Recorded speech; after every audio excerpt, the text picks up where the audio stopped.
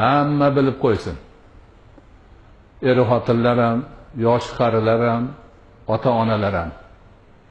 Bolasini oilani buzishga, buyurishga ota-onani haqqi yo'q shariatda.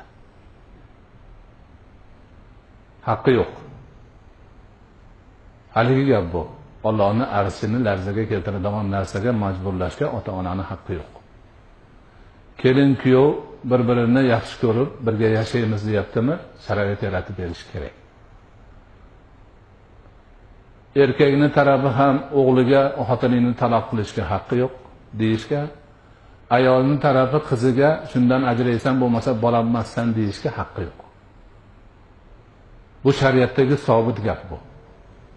Bugungi sharoitdan kelib chiqib aytilayotgan gap emas.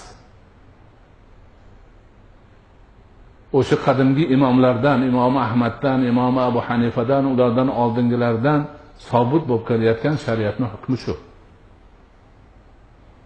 Bola uchun xotinini taloq qilish ota-onaga yaxshilik qilish doirasiga kirmaydi degan hammalar. Ota-onaning bolasiga oilangni buz deyishga haqqi yo'q degan gap. Ana ota-ona xotinini taloq qil desa, oilangni buz desa-yu, bolasi yo'q desa, beodob bo'lmaydi. Oq qilaman desa, oq qilishi o'tmaydi. Ana shu narsani hamma yaxshi bilish kerak. Imom Ahmad ibn Hanbal rahmatullohi alayhining oldiga bir odam kelgan shunaqa deb. Menga shunaqa ota-ona tarafdan tazyiq bo'lyapti, xotinimni qo'yish to'g'risida. Yo'q, xotinini demak qo'yib yuborish ota-onaga yaxshilik qilish doirasiga kirmaydi. Bitta Mahmadona Hazrati Umar o'g'liga aytgan-ku Abdullohga, xotiningni taloq qil degan. Shunaqa hodisa bo'lgan. Shunda Imom Ahmad ibn Hanbal aytganki, seni otang ham Hazrati Umardek bo'lganda aytadi degan. Hazrati Umar mujtahid inson. Islom ummatining faxri bo'lgan inson. O'sha kelinda shunaqa holat bor edi, shuni bilib aytgan o'g'liga. Shariat yuzasidan, o'zini izzat nafsidan emas. O'zini havoyi nafsiga burib aytmagan u. U odam shariatning hukmini amalga oshirish uchun o'g'li bilmagan narsani bilganidan shu gapni aytgan. Hozirgilar shuni aytyaptimi? Shariat uchun qo'yaptimi? Yo'q, shariat eslarida yo'q ularni.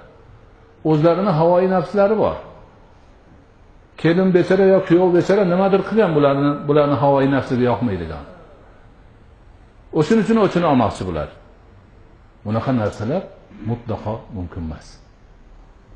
Shuning uchun bizni xalqimiz, yoshlarimiz, qarilarimiz hammamiz yaxshi bilishimiz kerak. Ana o'sha taloq masalasida demak juda ehtiyot bo'lish kerak. Istig'jon, achchiq chiqar, urushar, urushsin, so'kishsin, tepishsin, nima qilsa qilsin, taloqni aytmasin. Taloqni aytmasin. Haligi gap, ertaman aytib qo'yib tushga borib yig'lab yuribdi. Qanaqa yarashaman deb. Shuningdek, erkaklar xotiniga gapini o'tkaza olmasa, falon qilmasang taloqsan deyishmasin. Boshqa ishlarni qilsin mayli, lekin oraga taloqni qo'shishmasin. Ota-onalar hammasi aqlini peshlasin. O'zlari bolalarni boshbora uylashib qo'ygan. Endi bugunga kelib ajrasandan deyishmasin. O'zlarini havoyi nafsini o'rtaga qo'yib, birga yashashni istab turgan bolalarini bir-biridan judo qilib oilasini buzishga bosh bo'lishmasin bular.